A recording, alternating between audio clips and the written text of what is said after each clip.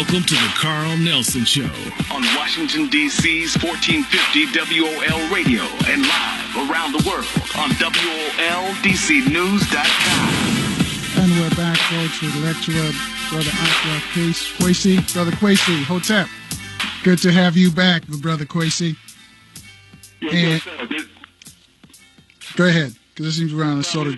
Yes, I would say yes, sir. It's an honor to be back on the your radio show, the African Community Radio.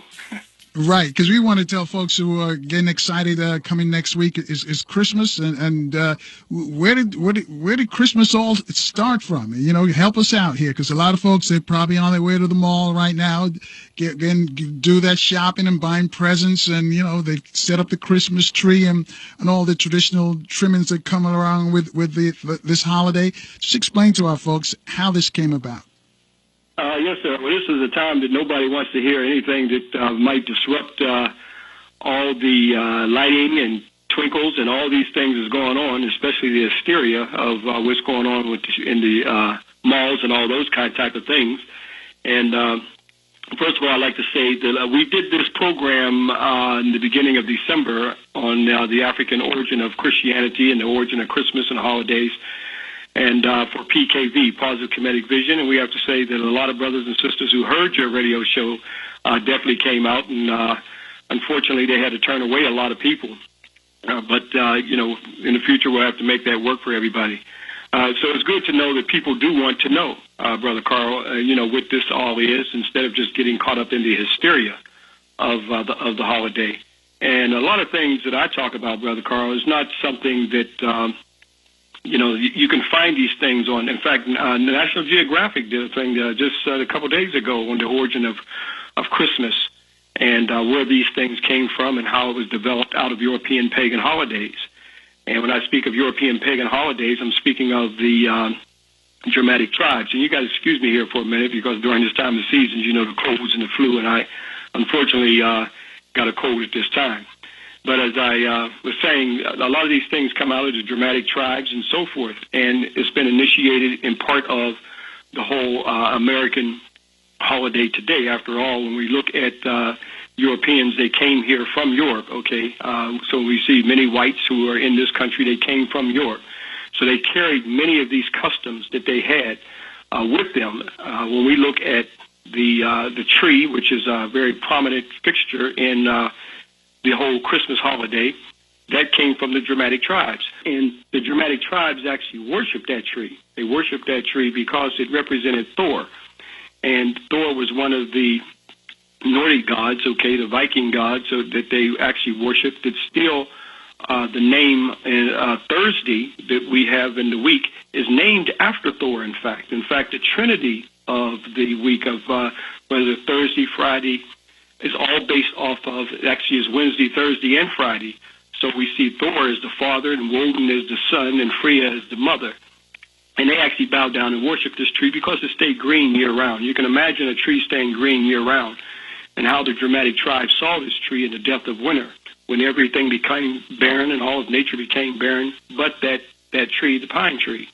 So it became a tree that they actually worshiped. So with the symbolism behind that tree, today still plays the same role that it played with the Germanic tribes, as well as other Europeans, okay, who had that tree, is the bowing down of the tree to get your gift. Is still the bowing down to Thor, is bowing down to the Germanic tribes that we see and that was carried over from the European world. Now, again, when we look at the whole Santa Claus, or whether he be Kris Kringles, and all these other various names and so forth that we see of this character that's referred to as Santa Claus, who actually hypnotizes our children and many of us in terms of bringing us gifts and so forth. All this is still part of the Germanic holidays, or going back even before that time with the Greeks and Romans, meaning that the earliest mention of, or we see of this character of Santa Claus, is actually a corruption of the name St. Nicholas. Okay, now, St. Nicholas, he was a Roman Catholic bishop who lived in the 4th century. And St. Nicholas, a bishop of Myra, the saint honored by the Greeks in Latin around the 6th of December. But what's interesting about the name, when we look at Webster's dictionary, when we look at Saint Nick, now Webster's dictionary refers to Saint Nick as the devil. Now, this is not something that Kwesi is creating. It's the connection that they have with Saint Nick, and the connection with this character of Santa Claus is, in Webster's, is referred to as the devil. Now, in Greece, he was also called Cronus. Now, anyone familiar with Western art would see Cronus as a character who's actually eating his babies, because Cronus actually feared that his children would take over his throne. So you see these pictures of Cronus actually eating his babies. You see the blood flowing down the baby. The head is not on the baby. Now, this is a very powerful Western art, okay, of Cronus. This is not something that's obscure in the Western world. It's a very prominent part of Western art of Cronus. Now, Cronus becomes this character that we know as Santa Claus as well. Now, I know this may be hard, Brother Carl, for some people when we understand the symbolism behind the holidays and so forth. But one of the things, as I said, with Cronus eating his babies and the blood is flowing down the baby, this is the symbol of the candy cane, okay? And the little elf or baby attached to the candy cane. The story is told in the symbols. But, of course, if you don't know the story and the origin of the story, you just see the symbol as it is. So when you see the candy cane, and I show pictures of this to show without question that this is how these things came. Now, of course, when the Romans came in and took over Greece, Cronus becomes Saturnalia. Okay. Now, Saturnalia, like Cronus, still played the same type of role, is that he also killed his babies. He feared that he did not want his children to overtake his throne, so he did not bring them gifts. And this character becomes Saturnalia. So this becomes the Santa Claus character, okay, that we see in the Western world, or what we see in America today. Okay, unbeknownst to us. Now, some of these things, interesting enough, I've lectured on this for many years about Saturnalia and Cronus and how became part of the Christmas holiday. But of course, for those people who want to know, I mean, some of these things, as I said, Brother Carl, are right there on National Geographic, that they even talk about these things themselves. Mm-hmm. And that's interesting, because we all go out and, and we see these tree lots, and we even got some of our folks selling the trees, and they don't know, it's just a money venture for most folks, but they don't know people put these in their homes, and they don't know, the origin of why you have a Christmas tree. No, well, it's like everything else, it's like Las Vegas, I mean, if you want to take people's money, you got to have a lot of things going on, so like going to Vegas is like going to a big carnival, lights and bells and all kind of things, and if the people who, leave Las Vegas broke, okay, in some cases they've lost everything, and it's pretty much what the holiday does to many people. They get caught up into, because it's really about picking up the gross national product. And even those of us who are supposed to be of the faith of a Christian, and so forth, and even if one goes by the Bible, as some people say they go by the Bible, okay, I don't know if they go by it or whether they go in it, but even if you went in it, you would find that in Jeremiah chapter 10, verse 2 and 6, it refers to that's the way of the heathen. Now, keep in mind that heathen is a German term that means a heath dweller. Okay, and a heath dweller, these were the pagans. These were the people who were uncivilized. But back to Jeremiah, it says these are the people, they say they cut the tree out of the forest. So here the biblical account is given reference to these Germanic tribes and what they did, okay, these heath dwellers, okay, where we get the name heathen from, where they actually cut the tree, and they talk about in Jeremiah where they deck it with silver and gold, and they say that this is the way of the heathen. Okay, other Germanic tribes that we see in Jeremiah chapter 10, verse 2 and 6, and it's right there. Okay, but again, the people are in a hypnotic state right now. Even though we depend on trees giving us oxygen, they practically cut down the whole forest, this time of the year, for people to put a pine tree, right in their home without people asking any questions in relationship to this. But this is about for us to think about what is going on, okay, to see that why are these things here, okay? These things are here, the whole Germanic tribes, the pagan customs of Europe that you see that people are caught up in. You got to get the people out to spend their money.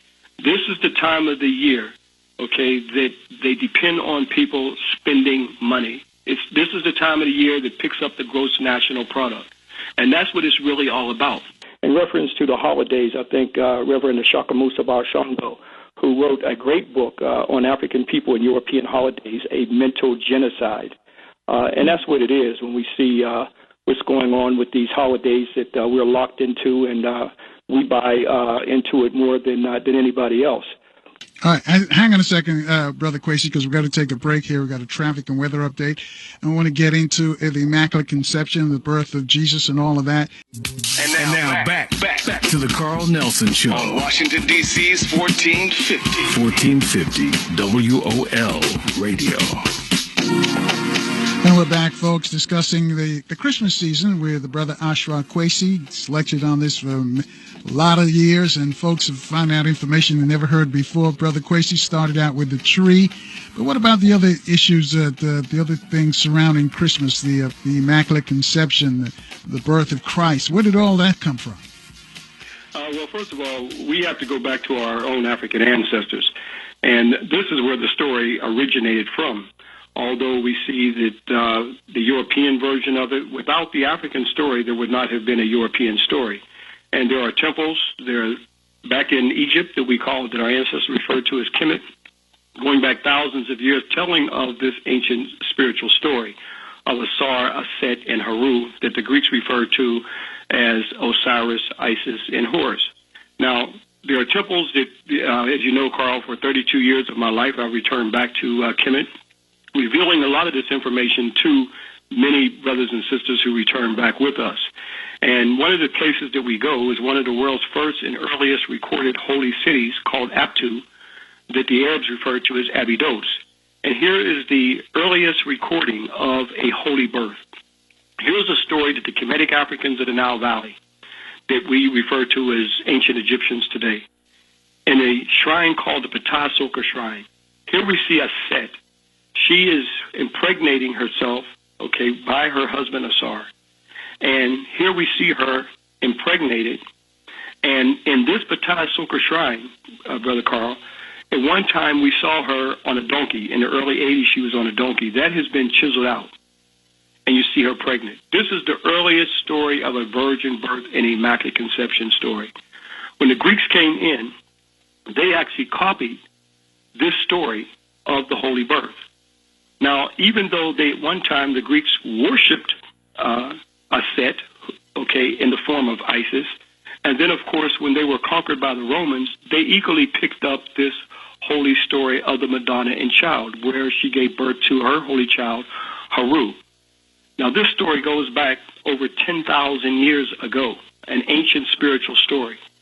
Now, the Romans, during their period, they actually worshipped her in what is known as the Herculean worship of the goddess Aset, or Isis. They carried her throughout their empire. They carried her to Gaul, which is now France today, to Germanic tribes and so forth. Now, when many people travel throughout the European countries and they see the Black Madonna worshipped in France at the Notre Dame and worshipped in Poland, worshipped in Spain, many people ask, why is it a Black Madonna in Europe? That Black Madonna is Aset. That is the ancient African Kemetic virgin birth story that our ancestors created thousands of years ago. But it was during the time of the Byzantine Roman Christians who decided to take this story, but now we see the de-Africanizing of Aset into the European version of the Mary and Jesus story. When you look and ask, why do we see the Black Madonna in the cellar of the Vatican? I have pictures of this. I showed it at the lecture when I was there at PKV, beginning of December. Pope John Paul II, he is the one that had no problems worshiping the Black Madonna and having visual pictures of him shown worshiping the Black Madonna. That Black Madonna in the cellar of the Vatican, as I said, throughout Europe, is the goddess Aset. That is the original story. That is the secret. When the story of the Da Vinci Code movie came out, they alluded to her in a negative sense in terms of pagan and heathen. When it's referred to something coming up out of Africa, then of course it's referred to as pagan and heathen, even though I've dealt with the heathen and the pagans that dealt with the Germanic tribes and the custom of the Christmas holiday and the symbolism that I just talked about. But this is ancient African spirituality that was incorporated into the making of what we see as the Madonna and Child that we see in the Western world today. Now, I know that may be hard for people to see that, considering that we are in this period right now of as we see the birth of the European Jesus, but actually it was around the birth of the sun. It's our ancient ancestors in the Kemetic Nile Valley who saw the birth of the sun at December the 25th. So Haru, that I talked about a second ago, became the personification of the sun at December the 25th. When the Europeans created this story from a character named Serapis, they took from the ancient African Nile Valley story, as I said a second ago. This is all based off of stellar as well as solar events. Now, I know people listening to this may be hard for people to understand, but right now we are in what is actually this day, December the 21st, makes this the winter solstice. This will be the time that the sun is going to its most lowest point. In fact, it will be the darkest days coming all the way up to December the 25th will be the birth of the sun. This is told on the temples and tombs of Egypt for thousands of years, that the Europeans, when we look at the Yuletide literally means the birth of the sun. Now, when we look at the European images of the Mary and Jesus, we got caught into white idolatry, or the worship of white images, and not understanding that this was about cosmology, meaning that when you see the Virgo, that is where they made the Mary from, the Virgo. The sun at December the 25th becomes the European Jesus. All this is based off of cosmology. When you look at the Western church and the symbolism of the church, one has to ask, why do you see one big circle symbolize a zodiac with 12 little circles inside of the large circle? That is the sun going through the constellation. This actually told to us, but if we don't know the symbols, we can't see any of these things that is going on today. So, of course, people would say, so you're saying there wasn't a Jesus as well? But first of all, what we know of Western version of Christianity was created at the Conference of Nicene in 325 A.D. As I said before, when the Greeks came on the scene, conquered Egypt, Alexander, who came in, conquered Egypt, took over, they wanted to be worshipped on the throne of Egypt. So they created and corrupted Ausar into this Serapis. Later on, when the Byzantines came in, Serapis simulated into the creation of a Serapis Jesus. Now, there were African Christians who did not go along with a lot of things that the Romans were doing. They were the Gnostic Christians. They were like a conduit of the ancient spiritual story that I'm talking about. They came from the Nile Valley, from observation of the stellar events in the heavens that were great heroes, became a personification of the movement of the various sun and the stars that they had part of their initiation. So when you understand the ecumenical conferences like Nicaea, Constantinople, and all these things, and see that this was the creation of European Christianity based off of what they took out of the Nile Valley. For instance, in Ephesus in 431 A.D., Mary's title, the Mother of God, was made official and incorporated into prayers. So here we see that this happened in 431 A.D., the Mother of God, the title of the Virgin Mary, sanctioned by the Council of Ephesus in 431 A.D. Anyone can go to Webster's Dictionary and look up Mother of God, and it will tell you that that title of the Virgin Mary was sanctioned at this council. God had nothing to do with this at that conference of Ephesus in 431 A.D. But what the Gnostics did not agree with was the destroying of the spiritual concept of what our ancestors taught. This time of the year, right now, the winter solstice we're in now, they called that the Ka Ness. That's the ancient Kemetic word that literally means a spiritual birth, ka-mes. Interesting enough that when you go to Bible dictionary and it says the origin, even though they don't understand the origin of the word Christmas or in its beginning, but that word is formulated from two words, Christ and mes. That came from ka-mes. That means spiritual birth. That spiritual birth was told thousands of years ago, showing that this is the time of a spiritual birth, a spiritual beginning, from the cycle of the old sun coming into a new birth. And this is what we see now when people were talking about the end of the world. It is supposed to take place today, and all these things at 12:21.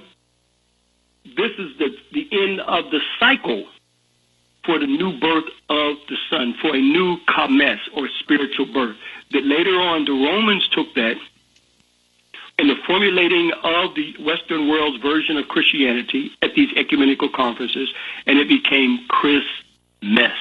All right, hang on a second, Brother Kwesi. We got to take a break here. 800-450-7876, number to call. Speak to Brother Ashra Kwesi, discussing the season, Christmas, and all that it entails. We'll take your phone calls on 1450 WOL right after this. And now back to the Carl Nelson Show on Washington, D.C.'s 1450 WOL Radio.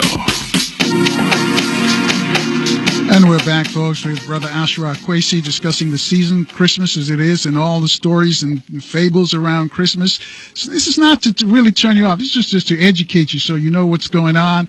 And when you go to those Christmas dinners and Christmas parties, you'll be able to explain better to folks. Don't get upset if they don't agree with you, though. 800-450-7876, number to call. If you have a question for Dr. Kwesi, let's go to Dr. Ed in D.C. Dr. Ed, you're on with Ashra Kwesi. Brother Carl Nelson, good to be with you, and good to be with a good doctor today, too. And on your talk about the Black Madonna, which is all the way through Europe, and even in Germany, they call it Schwarze Madonna. Now, in the German word Schwarze means black. I am a scientist, PhD scientist, and I give orders to my grandmother, who was instilling me knowledge of the Bible. And this zodiac calendar that you referred to, that calendar is even used by the astronomers and astrophysicists all over the world, even by NASA, who send aircraft and spacecraft up into space, and astronauts are taught to read the skies and the constellations from the zodiac calendar that the doctor was referring to a few minutes ago. And this is very, very important because we teach our children, and I teach my kids when I teach science in the university, that we were the first scientists on Earth. And I lend credit to what you have been discussing on your show, and that this is a very important topic you referred to, even in the Bible. And the zodiac calendar refers to the precession of the rotation of Earth's axis by the gravitational field of the moon and the sun and the stars and all that. It takes about 26,000 years for the Earth to precess one complete circle around. And that's been only recently discovered by modern scientists. But guess what? The Egyptians already knew about this, and it's also referred in the Bible, in the book of Isaiah. If you go to the 66 books of the Holy Bible, in the book of Isaiah, chapter 19, verse 19, it is referred to. That precession rate is referred to as God appointed the builders of the Great Pyramids, right? And that pyramid is very accurate, and it's lined up with the zodiac calendar. It's lined up with the precession of the Orion Nebula, and points to the ascending axis of the Great Pyramid exactly to the rotational axis, the pole star. So these are things that you have to be reckoned with. Yes. All right, Doc. Let's give Brother Ashra Kwesi a chance to respond to what you just said, Brother Kwesi. Yes. Yes, the gentleman is definitely, on point with the things that he's referring to. For us to understand that our ancestors have calculated the movement of the stars, the movement of various cosmic events for countless thousands of years, especially when we look at right now going into, as I mentioned earlier, with the winter solstice. This is the birth of the sun at December the 25th. And our ancestors saw that the sun became, our great heroes became the personification of the sun, like Haru. And the Europeans copied that in the creation of the European Jesus from the character Serapis, and making the European Jesus the birth of the sun at December the 25th. And here we see is the whole deification of the Europeans, which is actually a cosmic event. Even when you look at the three magi, okay, that they refer to as the three wise men. When I was at the lecture in the beginning of December in D.C., and many people came out, which I have visual documentation as my 32 years in documenting this, where people can clearly see what we're talking about. Because sometimes when you're talking on the radio show, a lot of this, you know, especially if someone's hearing it for the first time, unless you have knowledge of it, like the gentleman who just spoke, you would understand some of these things that are going on. But the constellation of Orion, there are 3 stars in Orion's belt. 2 of those stars are in perfect alignment. One's out of alignment. Right now, we can see that when you go outside, we see the constellation of Orion is rising in the east now. And the star system Ceres that our ancestors referred to as Civil Septad, when at December the 25th, those 3 stars will point exactly to that star. What we see, the 3 wise men, is actually the 3 stars in Orion's belt. What we see is the whole Europeanizing of their image, which is a cosmic event, which is a stellar event based off of the 3 stars in Orion's belt. When we look at the Virgo, that became the Virgin Mary. When you look at the Jesus, that became the Son at December the 25th. Anyone who align that with the cosmos can see without question that they actually took from the ancient spiritual story of the Nile Valley and incorporated that into Western version of Christianity. Now, when I said earlier that the Gnostics, who were persecuted by the Romans, and when we speak of a Christ, we have to go back to a Gnostic Christ, okay? The Gnostic Christ taught that we all have a Christ, a spirit, not a Christ like a white Jesus inside of us, but I'm talking about a spirit. And our purpose was to evoke that spark within us and to become our own Ka. That the Romans took it and they called the Christ. The Gnostics called it the Charis. So the Christ, that means we are all a Christ, or we are all a spiritual being, okay, within us. This is what our ancestors taught. It's the Romans who corrupted it for the deification of their own image. The Black Gnostic Christ held that every man and woman had a divine spark, and through their own spiritual development could reach their own Charis, okay, that the Romans called Christ, or reach their own Ka, that the ancient Kemetic Africans in the Nile Valley, we refer to as ancient Egyptians, called spirit. The Romans are the ones that corrupted this, and from this day out, we have been worshiping this image of this European Jesus, which is actually Serapis, that was created at the conference of Nicene in 325 AD. So it's sad that throughout my neighborhood, I see all these plastic white babies, okay, that black families have gotten out of their closet for this time of the year for the deification of a plastic white baby, but they don't deify their own black baby as a divine spark, okay, for their own spiritual development to become their own Charis, or become their own Christ. This is sad. And this is where we are in a spiritual retardation, is what the Western world has done to African people, and especially by taking away our divinity. So when you can't see your own divinity, it's impossible that a people can have a unity to go into eternity, Brother Carl. But, you know, Brother Kwesi, you even some places on the continent, I go and I see, you know, they've got the Christmas tree and the white baby and the white Jesus as well. Well, keep in mind, colonialism and neocolonialism and slavery and neo-slavery is the same thing. Keep in mind, that's where the Europeans came first. I was in Nigeria one time and saw a brother spraying snow in his window. In Nigeria, it doesn't snow in Nigeria, so we're even taught to worship the northern hemisphere. Okay, throughout my neighborhood here, you know, black people are putting icicles up and so forth. So it's even the deification of a Nordic climate. So even the climatic condition is where Europeans came from. We're taught to even worship that. Not only their own image as the deity, okay, but even the climatic place where they came from, we're taught to worship. Wow, amazing. 800-450-7876, number to call. Speak to Brother Ashra Kwesi. Tell you what, Brother Kwesi, we're going to take care of that cough, and we're going to take a break.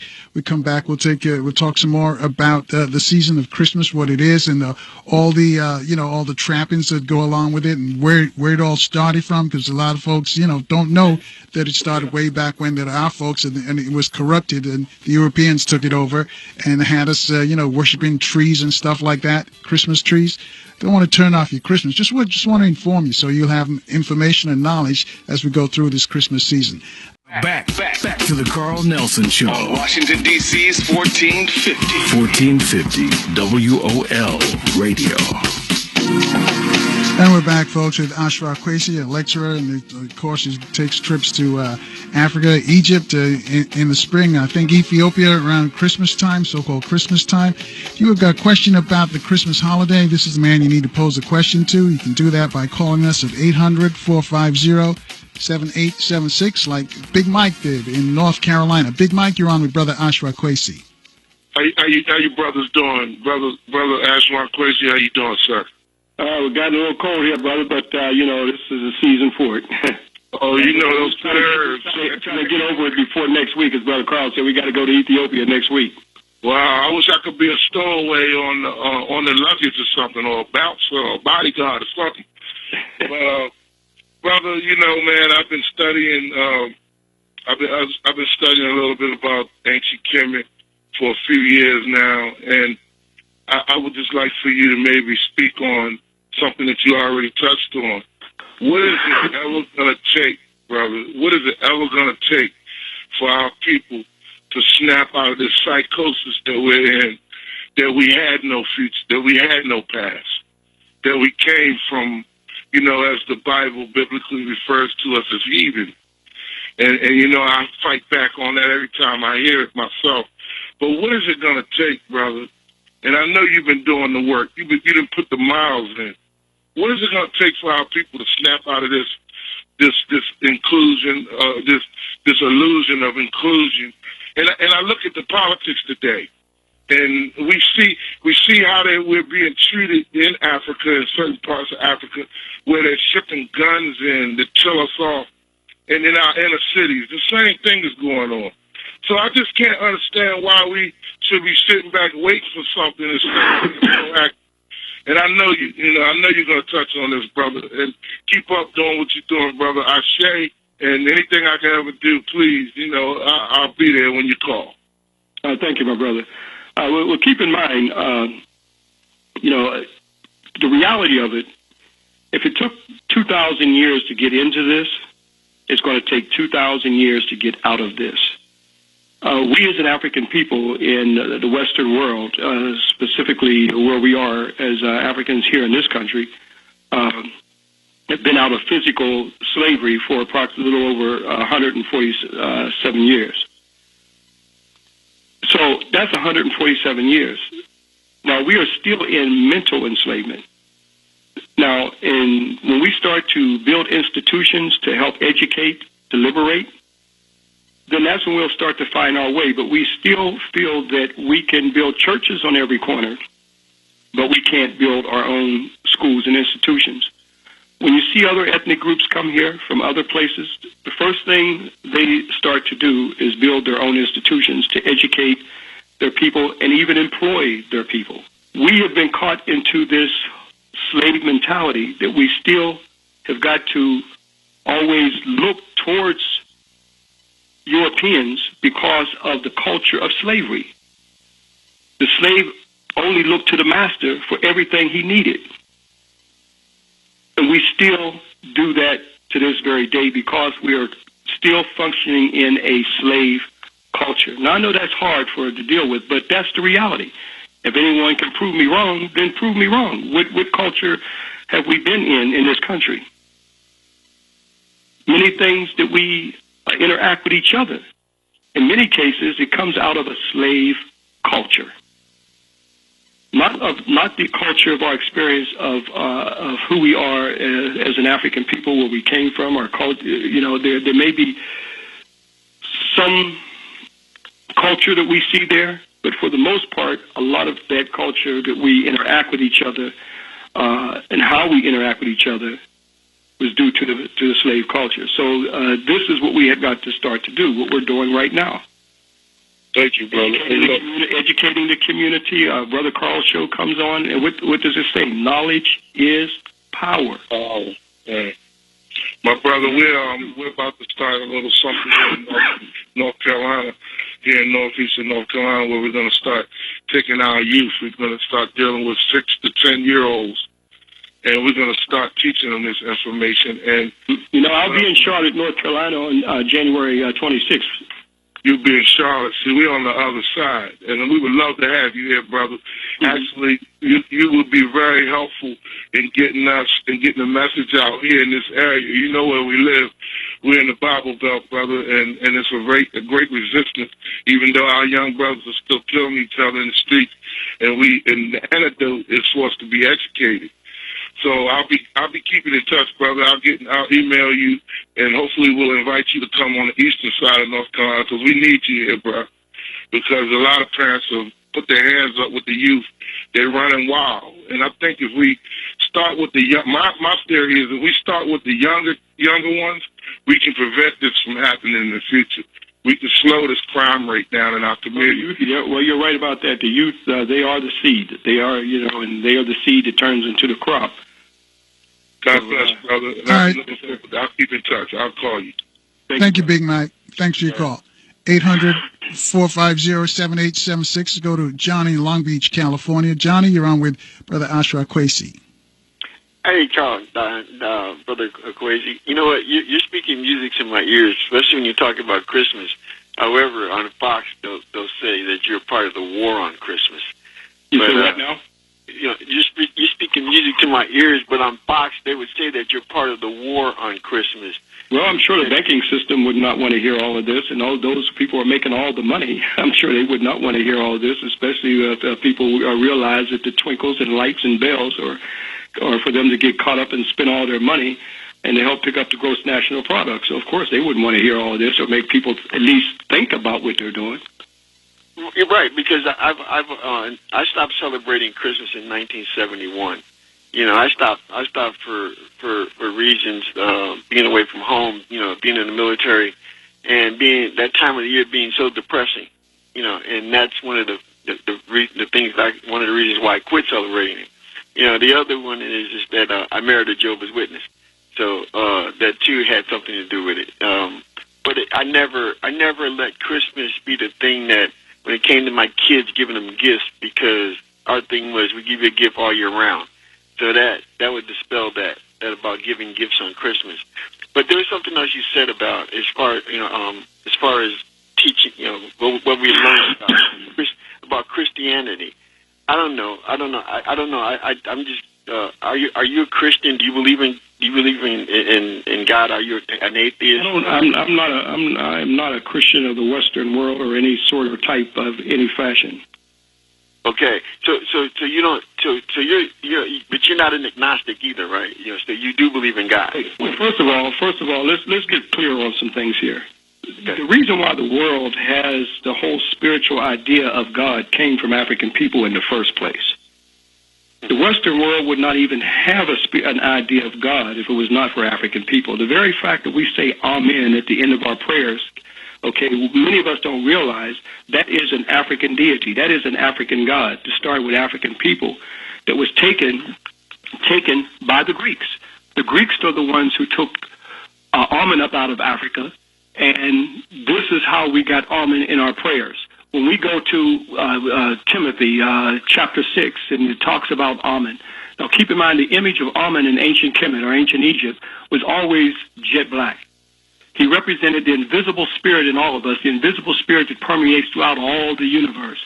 Now, here, physicists are talking about dark matter that's all around us, that's part of us, that's inside of us, that permeates throughout all the universe.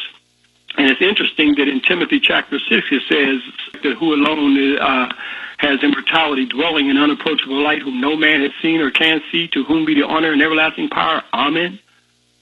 So, no, African people, we are a very spiritual people. The problem is that our representation of God in the angelical realm is in a European image. As peace be upon him, another Grand Master teacher, Dr. Clark, would say, what Europeans did was colonize the afterlife. So our whole mental representation, every time we think of God, or we think of a white God, we think of white heaven. Why? Because we see white angels and all these things that they've created. Hang on a second, Brother Kwesi, and Johnny as well, because we got to take another break. 800-450-7876, number to call. Speak to Ashra Kwesi discussing Christmas. Welcome to the Carl Nelson Show on Washington, D.C.'s 1450 WOL Radio and live around the world on WOLDCnews.com. And we're back, folks, with Brother Ashra Kwesi discussing the season, Christmas, where all these, where all this started from. The story where it all started back in ancient Kemet. Also, just want to remind you, some of you can see some stuff like this tonight on ABC Network. I think Christiane Amanpour is going to do a special, goes back to the Bible, and she talks about the flood and the all kinds of stuff in her special on ABC tonight. I think that's at 9 o'clock. Eastern and Pacific time as well. But speaking about Pacific, we got Long Beach, California's Johnny on the line. Johnny, you got another question for Brother Ashra Kwesi? Well, yeah, no, actually, you know what? It's like, to be honest about it, no, I'm to be honest, I'm intrigued about the things that you're saying, Mr. Kwesi, and I believe it's to be true. But when you talk to some ministers, it would seem to me that you would be in conflict with them. Have you had discussions with black ministers where was there any conflict that occurred? Well, the majority of ministers go to a white seminary school to learn a white theology. So, of course, when you start talking about the spiritual stories that existed in Africa thousands of years ago, especially that I revealed to many brothers and sisters that I take back annually every year on temples and tombs, now they're totally oblivious to. They know nothing about, in many cases, I'm not talking about all ministers, but many ministers, they know nothing about the information I'm talking about. You guys excuse me because I'm suffering from a very bad cold right now. So, of course, they're going to be in conflict, okay, because their whole Western teaching of a white theology, okay, a Western version of Christianity. In some cases, they don't even know about the African Christians, okay, about the African Gnostics that I talked about, that you have to be your own Christ, okay, and those who fought against tyranny of the Romans, and like Cyprian, who got his head cut off, okay, and like many other Christians, okay. We don't know about why, when we look at the Romans who were persecuting Christians, they don't tell you that they were persecuting African Christians. Where did Christianity start in the first place? Alexandria, Egypt. Why Alexandria, Egypt? Alexandria, Egypt is the place where they have thousands of scrolls, okay, when they built this Alexandria library that is now burned down by the Christians, like it is believed is burned down by Theodosius in the 4th century A.D. But where did they get these scrolls? From ancient temples that are still there that we go to every year, like Ipit-Asut, that is now called Karnak. Also Ipit-Risut, that is now called Luxor, the Temple of Dandara, the Temple of Headed Ru, the Temple of Menefer, okay, the Temple of Inu. These were places that Aristotle plundered for Alexander, robbing the ancient tombs that took thousands of years to create this knowledge from our empirical observation of Mutnechet. There they housed those thousands and thousands of scrolls in the Alexandria Library. This was Alexander's wish. This is the sacred knowledge that African people created that took them thousands of years before the Western world was even in existence. The fact that we even write 2012, we're only adhering to a Western time. We're adhering to Augustus Caesar's time period. How can you count time down and then start time back up? At least that should make us think about something. So, of course, when you know, there are ministers who are thinking outside, okay, the European Western point of view. But like I always say, he who circumscribes your circumference determines the diameter of your thinking. So if we let the Western world circumscribe our circumference to think that nothing else existed until the Europeans and the Western version of Christianity, as well as the other religions, it's not just doing Christianity, but Judaism, Islam, and Buddhism, and Krishna, all of these things would not exist if it was not for the fallopian tube of the Nile Valley that gave birth to spirituality that led into the religions of today. Brother Kwesi, don't they have black seminary schools? Do they teach? I'm sorry, was that again? These black theologians, don't they have some black seminary schools as well, or do they teach the stuff they teach at the white schools? You have for the most part, the umbrella of the Western Church is a white seminary school. Okay, that one goes to, okay, to learn a Western theology. And that is primarily based off of the Western version of Christianity, for the most part, based off of the ecumenical conferences that created the Western Christianity that I talked about, starting with the Conference of Nicene in 325 A.D., and dealing with Chalcedon and Ephesus, which is the one that I talked about earlier, where they de-Africanized, the goddess Aset, the prototype of the Madonna and Child, and the creation of the European Mary and Jesus. Now, I know that's hard for people to understand, but even if you just look at something very simple, Carl, Jesus is Greek. The Gnostics were the key people group of early Christians, in Egypt, who were like a conduit, during that time, who drew from the ancient spiritual world of our ancestors and went back thousands of years, and they are the ones who understood the spiritual meaning. That's why the Romans persecuted all of them, because they did not want the world to know how the Western world developed their ideas from which you see on those temples and tombs of ancient Egypt and ancient papyruses and scrolls that I talked about. In fact, when they took and unearthed, we go through this area of Nag Hammadi. Nag Hammadi is an area on our way to Aptu that I talked about earlier, which is the world's first holy city that I talked about, of the world's first Immaculate Conception. But going through this area called Nag Hammadi is famous because it was an Egyptian who was traveling and found some of the earliest Gnostic writing. This is how we know about the early Gnostic writings and about their early spiritual teachings. And this is what the Western Church, the Byzantine Romans, did everything to make sure that none of the Gnostic writings would be part of the biblical Bible that they were creating at this time, because it had the spiritual understanding of what the Christ represented, and what I talked about earlier, what the Christ represented, that the Gnostic Christ, the Gnostics understood, or the Gnostic Christ understood, that this was about a spiritual development that we all have within ourselves. It was not about the deification of we see as this Jesus character. The Gnostics, as I said, or the black Gnostic Christ, they held that every man and woman, they saw that we had our own divine spark within us for our own spiritual development. That spiritual development was a development of your ka, your spirit, who the Gnostics called the Charis, who the Romans called Christ. But the Romans at that time were into the spiritual enslavement of humanity.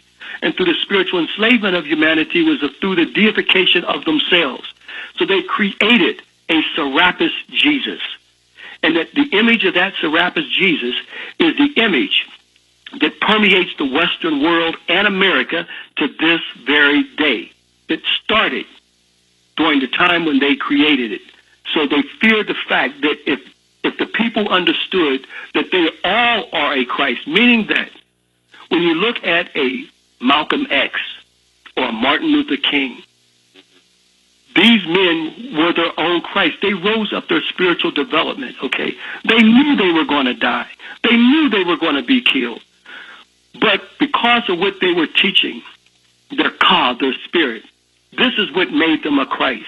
This is what a Christ is. This is what the teachings of what our ancestors taught thousands of years ago. And that personified in the earliest teachings that go back thousands of years, that earliest teaching was Ausar, Aset, and Haru. And Haru personified that Christ that we all had to become, our own Christ, to rise up against tyranny and oppression, to rise up and develop our own spiritual development. And this time of the year, of the winter solstice, was to go through what they referred to as a kames, a spiritual birth. And this is but unfortunately, we can't see anything related to a spiritual birth because we're caught in material madness right now. And this is the basis and foundation of the Western church, is based off of a physical resurrection, that you will rise up out that grave in your physical body and go into heaven, your flesh and your blood. This is morbid. This is the Romans' teaching. Right. Where the ancient spiritual kames was based off of a spiritual birth. You will leave this physical body to the earth, but the spiritual body that they refer to, that once the ba that they refer to as the soul, and the ka, okay, which is the spirit. Once that came together, you became a kames, a spiritual birth, and this is what caused your whole spiritual ascension. But it started in your mortal life now through your own spiritual development. And this is what the Romans feared, that the Gnostics were teaching, that our ancestors took thousands of years to document this spiritual understanding. We are an ancient people. We African people were not just standing around waiting for Europeans and other people to come. So when you look at the various Krishna, okay, born of Immaculate Conception, that's the takeoff of ancient Egypt as well. When you look at Buddha, so that story goes around the world. When you look at Quetzalcoatl, okay, long before the Spaniards came there, that also is Madonna Child. How did it get there? That was carried.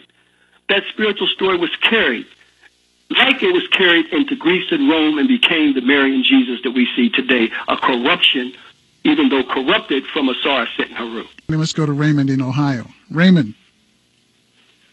Yes, sir, Brother Carl. Look here, my brother. I'm going to nominate you for Black Man of the Year. I got people listening to you, brother, all over Ohio. They love your show. They just don't call in. You got a hell of a show, good brother. And to that brother. Hello? Yeah, Brother Kwesi. I'm sorry, we missed each other there for a second. Had to run from the phone. Yeah, okay. We got Brother Raymond in Ohio's got a question for you. Yes, sir. Yes, sir. Excellent truth, my brother. That's pure. That's pure Black Messiah God truth right there. Okay, and I'm gonna make a little short comment. Then I'm gonna ask you 2 questions, and I know you can answer them. But when I tell Black people that I'm a god, that they look at me like I'm crazy, okay? And when I pull out Psalms 82:6, which says that I have said that ye are gods, and all of you are children of the Most High, they simmer down. Why are we as Black people scared to claim our Black godliness and Black goddessness? We are the original people on this planet. And closing with my comment, I always read Francis Cresswell sings chapter about the Christmas tree, which is really a symbol for the cross and the Black man's private parts. When you decorate that tree, Brother Carl and my brother, the first thing that usually goes on that tree is the balls, which is representation of the Black man's private parts.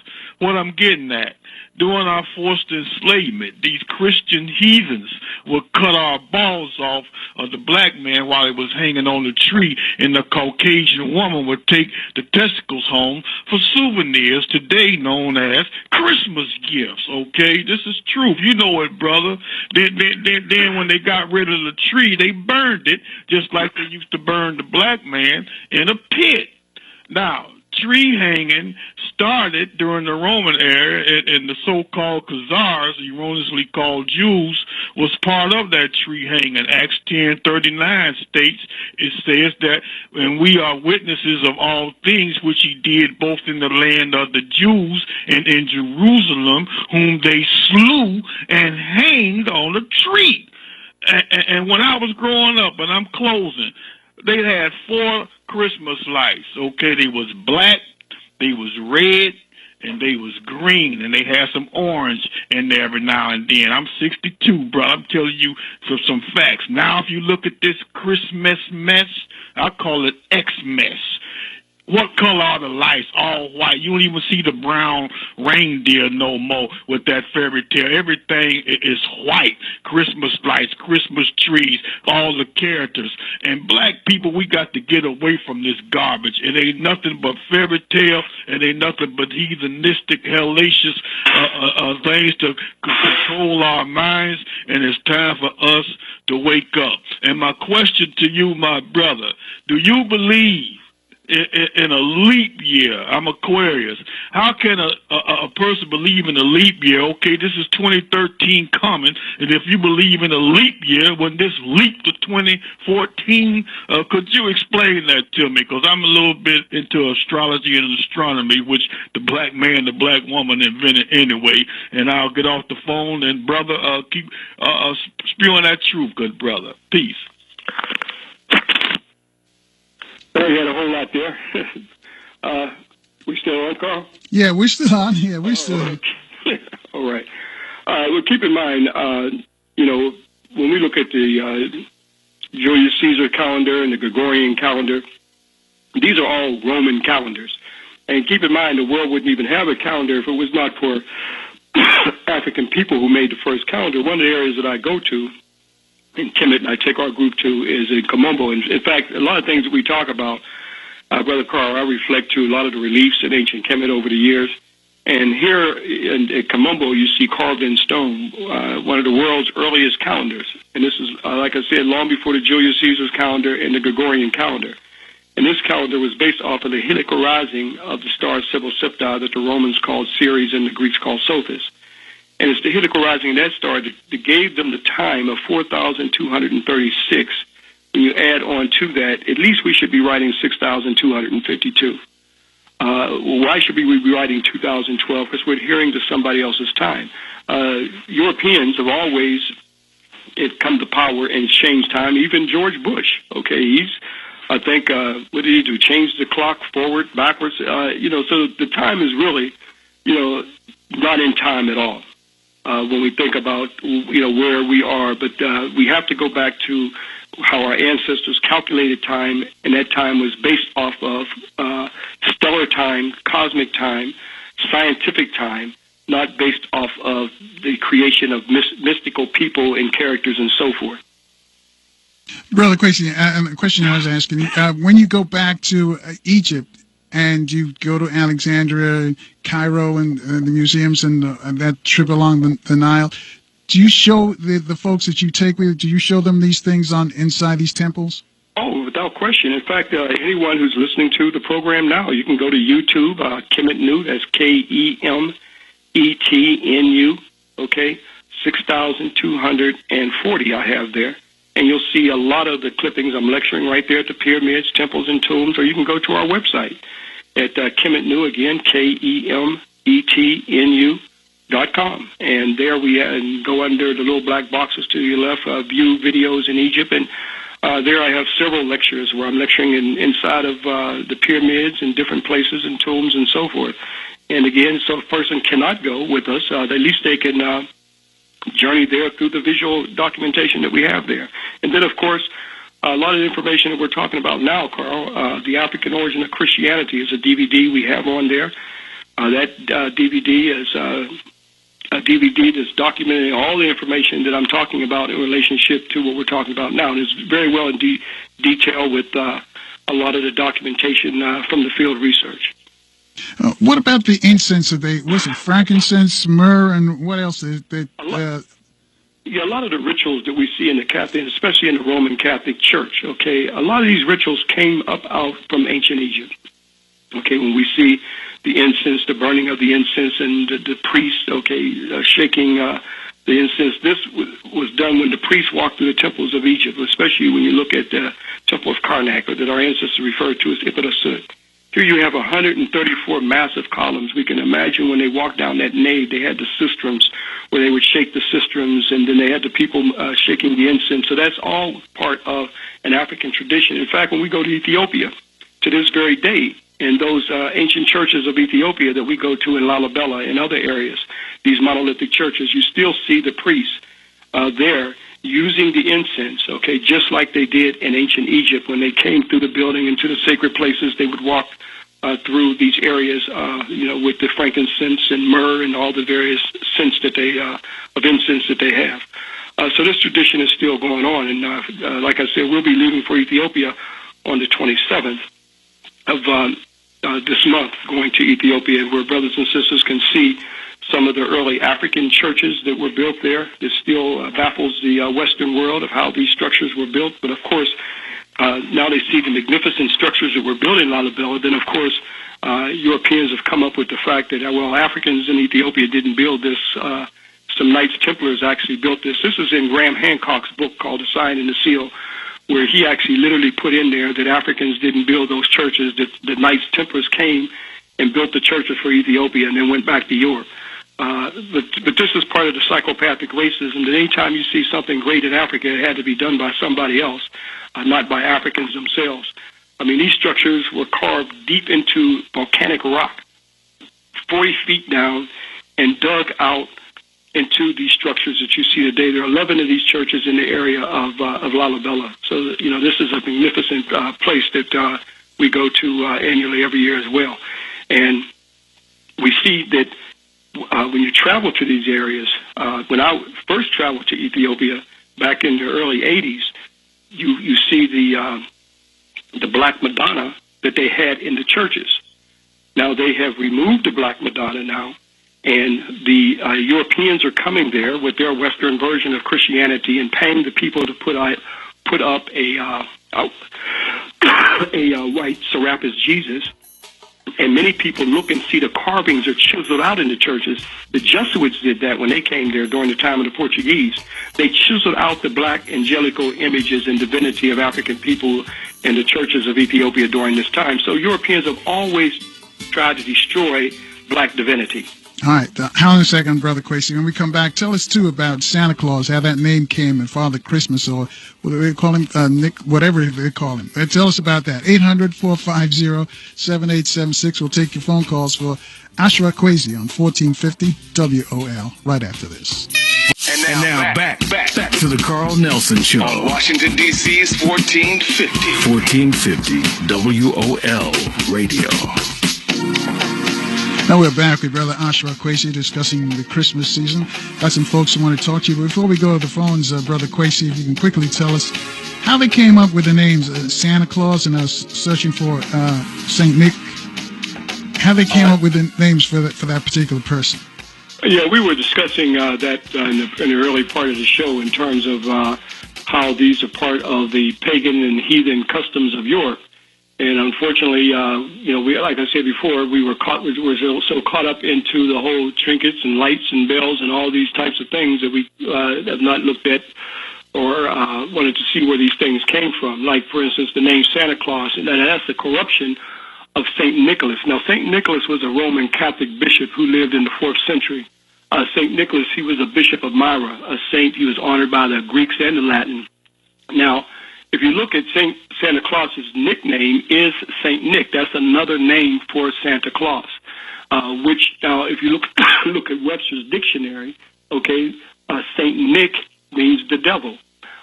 So when you look at see the whole idea of Santa Claus and see the whole Saint Nick, and it's all associated with the devil. But if you go back to an earlier origin in Greece, he was called Cronus, where he ate his babies.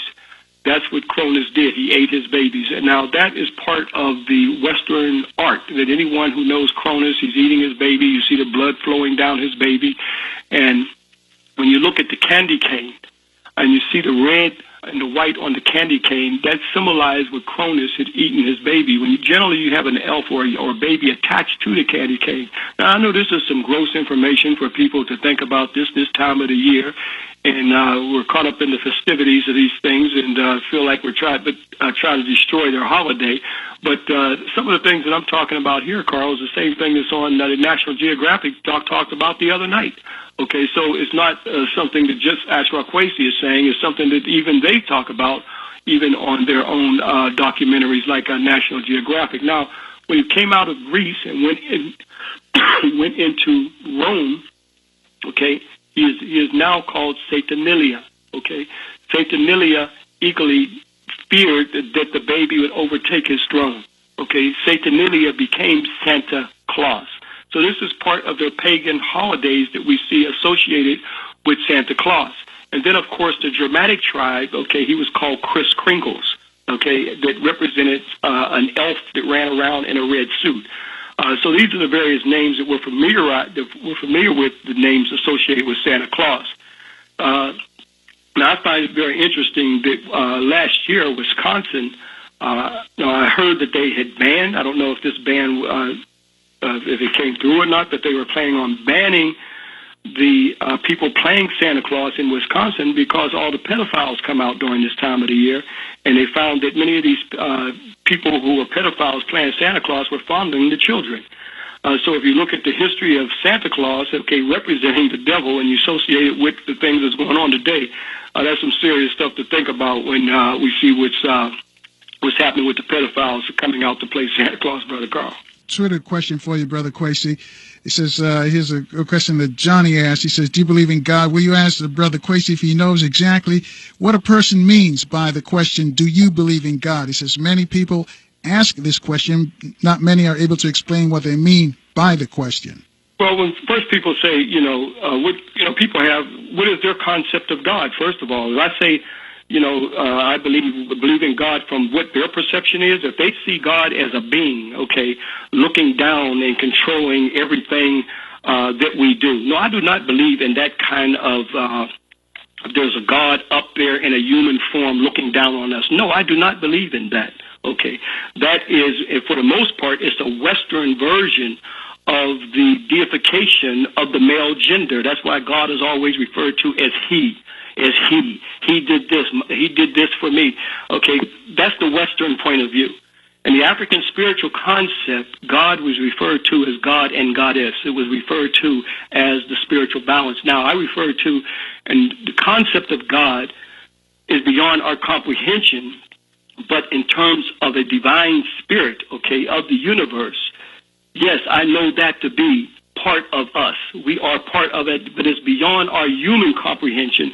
So we bring it down to, for us to understand it, we humanize it. And most people see some God sitting up on a throne in a heaven looking down on us, determining whether we're doing good or bad. No, that's a human understanding of God. I do not believe in that. So you believe it's a spirit?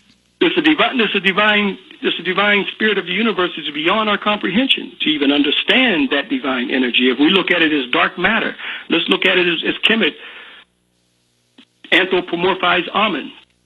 If physicists are talking about this black matter, this dark matter that's all around us, this is part of the divine spirit of the universe. African people brought God, We are the last people to say we don't believe in a divine spirit of the universe.